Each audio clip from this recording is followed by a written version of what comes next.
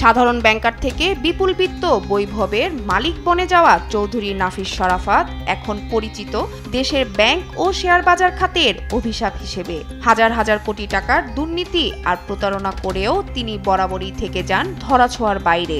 স্বৈরশাসন আমলে আওয়ামী লীগের বিভিন্ন শীর্ষ নেতা আর সাবেক আইজিপি বেনজিরের আশীর্বাদ নিয়ে গণমানুষের বিপুল পরিমাণ টাকা লুটপাট করেন এই নাফিস।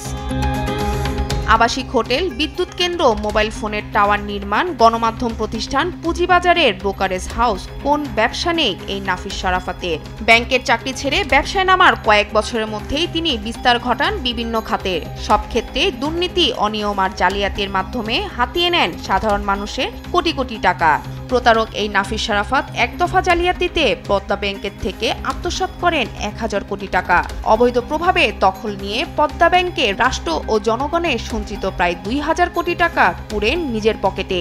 দুর্নীতি, ঋণ জালিয়াতি আর শেয়ার বাজার কেলেঙ্কারির অন্যতম শীর্ষ খলনায়ক নাফিস শরাফত ও তার পরিবারের সদস্যরাও আত্মসাৎ করা অর্থ পাচার করে কানাডায়। সেখানে একাধিক বাড়ি কেনার পাশাপাশি বিস্তার ঘটায় নানা ব্যবসা বাণিজ্যের। আমি নাফিস শরাফত জানি ব্যাংক খাওয়ার ধারাপাত। এই প্যারোডি ছড়িয়ে পড়েছে ব্যাংক ডাকাত আর শেয়ার দস্যুর খ্যাত চৌধুরী নাফিস শরাফতকে নিয়ে। 2018 সাল থেকে 2023 সালের মধ্যে প্রায় 500 কোটি টাকা আত্মসাৎ করে তিনি দ্বিতীয়বারের মতো চরম বিপর্যয়ে ঠেলে দেন পদ্মা ব্যাংকে। আবার এই 500 কোটি টাকার একটি অংশ দিয়ে সাউথ ইস্ট ব্যাংকে শেয়ার কেনেন নাফিস। তার স্ত্রী সহ 3 সহযোগীকে বসান এই ব্যাংকের পরিচালক পদে। রাজকের পূর্বাচল প্লটের জালিয়াতি করে লিখে দেন তার নিজের কানাডিয়ান ইউনিভার্সিটি অব বাংলাদেশকে। গুলশানের 103 নম্বর সড়কে একটি প্লটের বহুতল বাণিজ্য ভবন তৈরির নামেও কোটি কোটি টাকা হাতিয়ে নেয় এই নাফিস শরাফত। 2014 থেকে 2017 সালে ফার্মার্স ব্যাংকের ঋণ জালিয়াতির মাধ্যমে 325 কোটি টাকার আত্মসাৎ করেন এই নাফিস।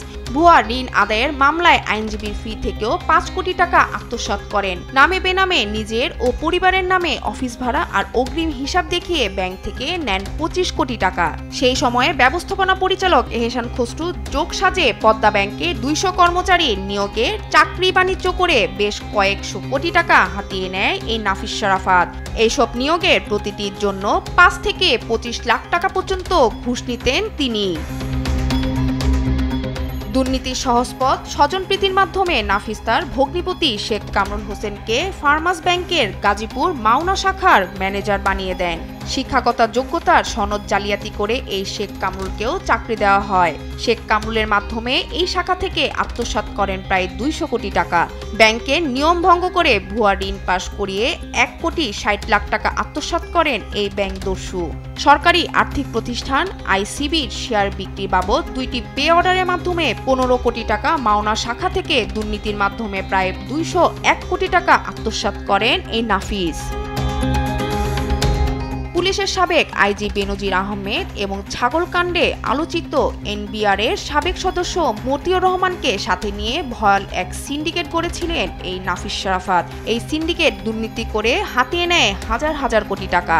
ফার্মার্স ব্যাংকের নাফিস শরাফতের চেয়ারম্যান হওয়ার পেছনে হাত ছিল এই বেনজির আহমেদের। শুধু দুর্নীতি নয়, গভীর রাতে সিটিজেন টিভির চেয়ারম্যান ও সাবেক সংসদ সদস্য শফিকুল রহমানকে বাসা থেকে তুলে নিয়ে প্রতারণার মাধ্যমে শেয়ার লিখে নেন এই 2 প্রতারক বেনজির আহমেদ এবং নাফিস শরাফত।